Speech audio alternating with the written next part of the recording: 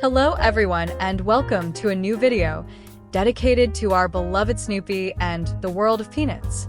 In the Peanuts vignette from January 6, 1951, we find a small masterpiece of surreal comedy and childlike innocence, playing on imagination and the children's desire to feel older than they are.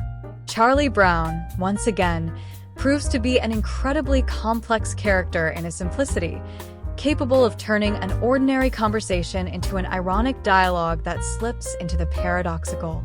Patty, with her usual quick wit and down-to-earth attitude, provides the perfect counterbalance.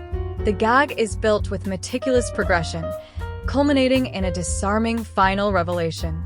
But beneath the punchline lies something deeper: the longing to feel important, to say something meaningful, to tell a little drama, even when none exists. It's a moment that perfectly encapsulates the tone and identity of Peanuts in its early years, when Schulz was beginning to explore childhood psychology with a subtlety that would leave a lasting mark on the history of comics. In the first vignette, Charlie Brown appears in front of Patty with a serious expression and a small mirror in his hand, declaring that he cut himself while shaving. The scene, already surreal in itself, stands out for its disorienting tone. We're looking at a very young child confidently claiming to shave, as if it were a completely normal, everyday routine. This contrast between the character's actual age and the adult-like language he uses is the first comedic element of the strip, but it's also a signal of something deeper. In that brief line, Schulz stages one of the key mechanisms of the entire Peanuts universe: childhood lived as a parody or miniature replica of the adult world. It's precisely this overlap between childish behavior and the linguistic or symbolic register of adulthood that forms the core of Peanuts' subtle, often melancholic humor. Schulz never drew realistic children in the conventional sense. His characters are little philosophers, miniature neurotics, and here Charlie Brown plays a role that feels borrowed from an old film or novel. The object in his hand, that small barber's mirror, is not just a detail. It's a stage prop that lends credibility to his performance. Charlie Brown doesn't just tell a story. He builds it visually, carefully arranging the mise-en-scene of his personal drama. There's not just a punchline. There's choreography, a rehearsed gesture, a theatrical prop. This attention to objects is a distinctive trait of the early Peanuts years, where the material elements are few but deeply meaningful. There are no elaborate backgrounds, but every item that appears in a vignette carries narrative weight. The little mirror, in this context, becomes almost a symbol of childhood imagination intertwined with the anxiety of growing up, of wanting to appear different from who one really is. Charlie Brown, with his perpetually serious face, is a child who takes himself too seriously, who turns an ordinary morning into a small existential drama, perhaps in a conscious or unconscious attempt to draw attention, to carve out a role for himself in a world that often ignores or sidelines him. In the second vignette, Patty responds with a look of genuine surprise. She didn't know Charlie Brown shaved. Her reaction is a perfect example of the childlike logic that permeates the Peanuts universe. She doesn't question the absurdity of the statement at all. Instead, she accepts the premise as entirely plausible and explores it with curiosity and interest. This is precisely the mechanism that makes Schulz's dialogue so effective and, at the same time, poetic. The children don't think like adults, but neither do they think like stereotypical children. They are something else entirely, something unique, balanced between ancient wisdom and surreal logic, able to reveal the absurdity hidden in everyday life. In this case, Patty behaves like a little philosopher, embracing a paradox and treating it as something completely natural. And yet, beyond her words, it's the expression on her face that deserves attention. Schulz draws her with a subtle composure that conveys a kind of meditative surprise, somewhere between astonishment and disbelief, but always controlled. There's no exaggeration, no wide-open mouth or bulging eyes. As is often the case in Peanuts, emotion is conveyed through the subtlest variations in line: a slight tilt of the eyebrows, a minor shift in the curve of the mouth. This restrained, realistic approach to emotion is one of Schulz's stylistic signatures.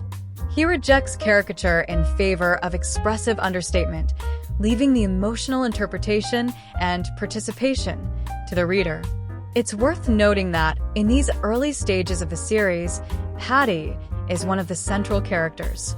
She has not yet been relegated to the secondary role she would later occupy.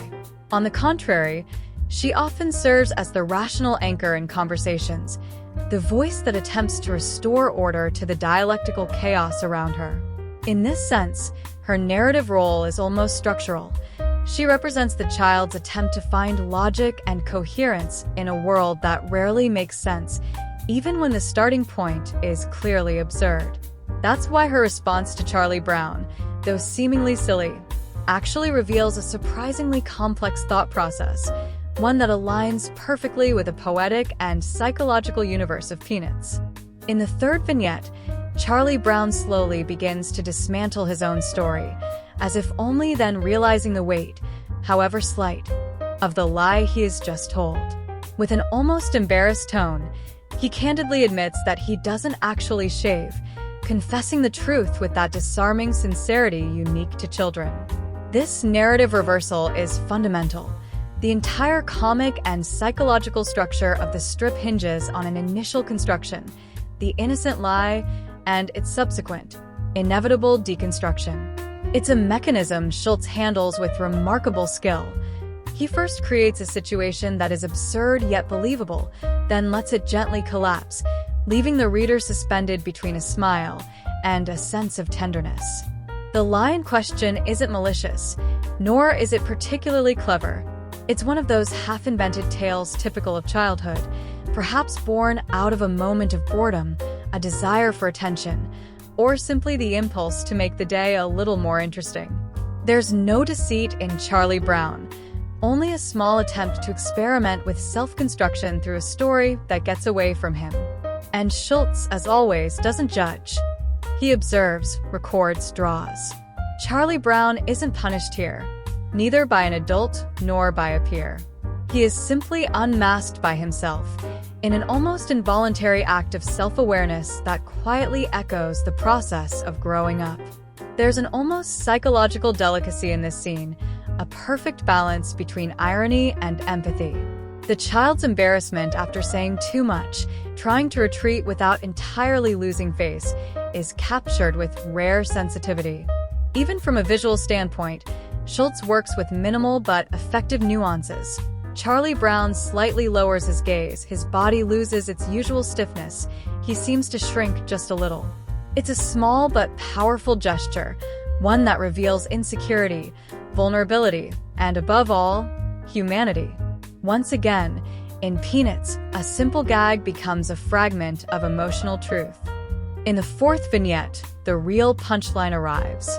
Not only does Charlie Brown admit he doesn't shave, but he also confesses, just as candidly, that he didn't even cut himself.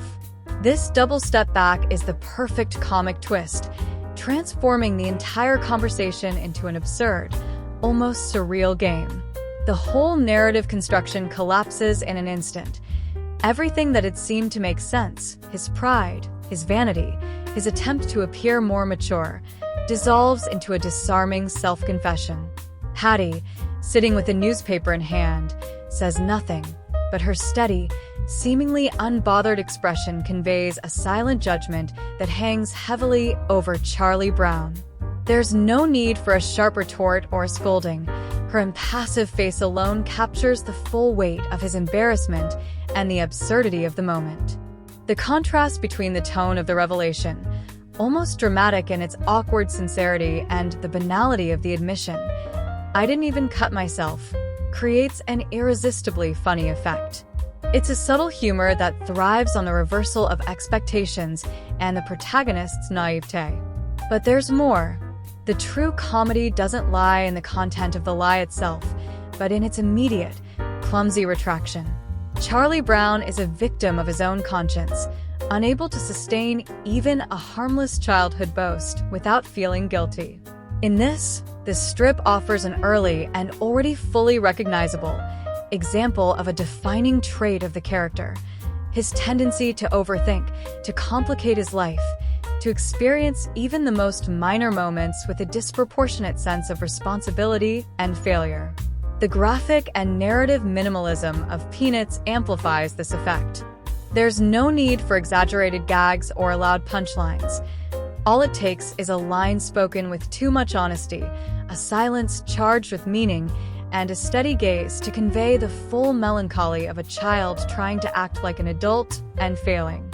The strip closes not with a burst of laughter, but with a quiet, bittersweet smile, perfectly aligned with the tender, reflective humor that defines the world of Peanuts. It's precisely this emotional delicacy, this ability to depict inadequacy with compassion, that makes Schulz's comedy so unique and so universally resonant. It's worth remembering that this strip from January 6, 1951 belongs to the early months of Peanuts publication, a period during which Schulz was still experimenting with the tone and form of his work. And yet, even here, we can already glimpse the fundamental traits that would make Peanuts one of the most influential creations in the history of comics: the contrast between childhood and maturity, the use of humor to explore inner life, and the constant presence of a melancholy irony. It's also interesting to note that 1951 marked a turning point for Schulz, as he began to give his characters greater psychological depth, shaping archetypes that would endure for decades. This strip, with its surreal humor and gentle sweetness, is a perfect example of that process. If you enjoyed yourself, subscribe to the channel, leave a like, and activate the little bell to stay updated, and see you next, friends.